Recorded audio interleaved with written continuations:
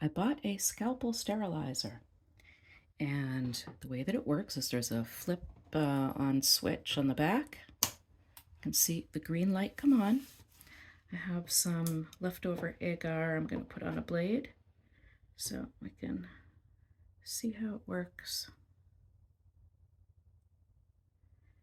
So you put it in and it will start automatically.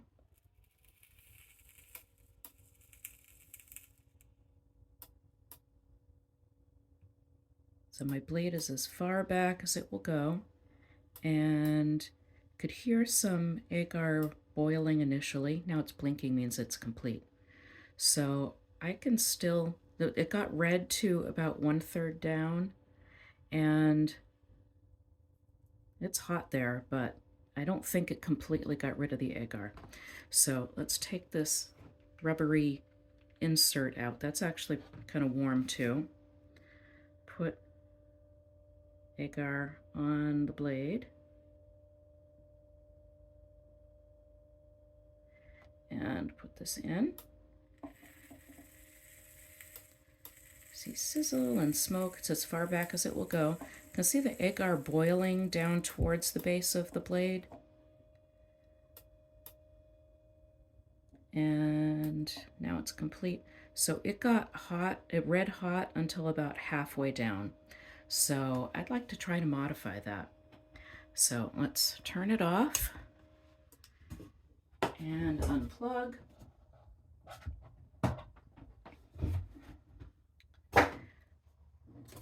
So I took the liberty of opening up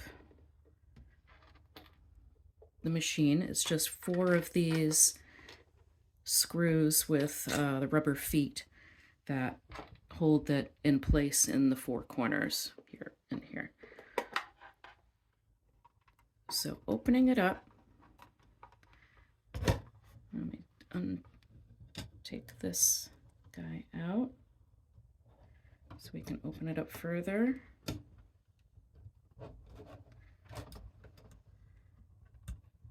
It's just a little clip here. If I can get it unclipped. There we go. So looking inside, this is the back of the insert. And I think if I take a Dremel and go right around here, that we should be able to go further in. So I'm going to do that. Let's see, the insert, if you put it on here, you can see that we still have plenty of room before we get to this wire right here, which I don't know about electronics, but I'm assuming that it has something to do with the auto sensing that something is in there. So we don't want to mess with that. But looking from the front, there's nothing that it looks like we need to avoid. So I'm going to go off camera and take my Dremel and drill a hole. I am back, and I modified it, and oh, it is not pretty.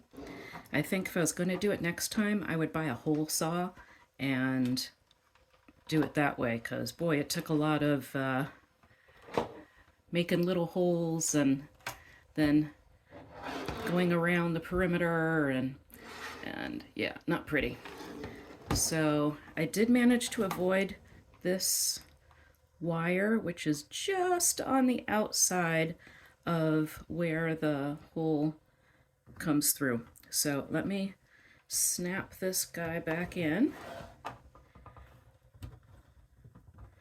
There we go, and I'll get the cord snapped in the back. Close it up and plug it in and see what happens. Okay, well, didn't immediately blow up. Turn it on. Hey, the green light came on. All right, So I don't want to put something in there too deep, so let me see if it will actually still work. Yeah, it works. Okay. So what I want to do is take this, and instead of having it like that, I want to modify it so that it can go in further, because I don't want to put the blade in and accidentally put it in too far and cut a wire or something. So, and I'm just gonna try to cut some wedges out of the rim of this so that it will be able to sit in there nicely. So let's try a few wedges.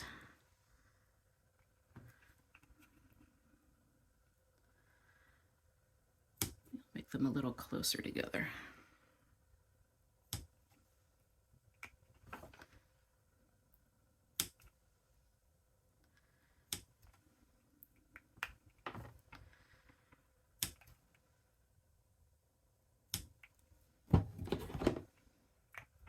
Okay, let's see how this works.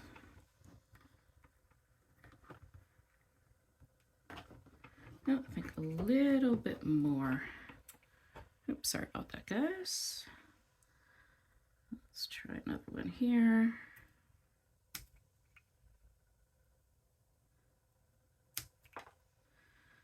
And I'll make this a little wider.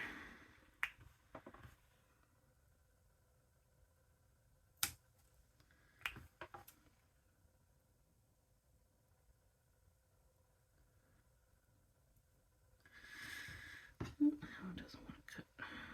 Let's try that. Okay, let's see about this. Good. Okay, so I can epoxy that in at some point if I want. And let's put some agar on the blade.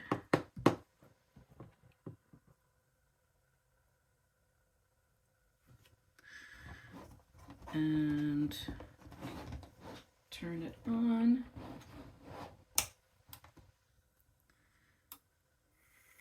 All right, wow, so that is all the way in. And it is getting red hot up to about half again. So let's try, if you can see the back of it in there. There we go. Let's try putting it all the way back and see where it gets red hot. So I can see that the tip is getting red hot, and about, let's see, oh, that is going up higher. So that went to about 3/4. So yeah, it was a good modification.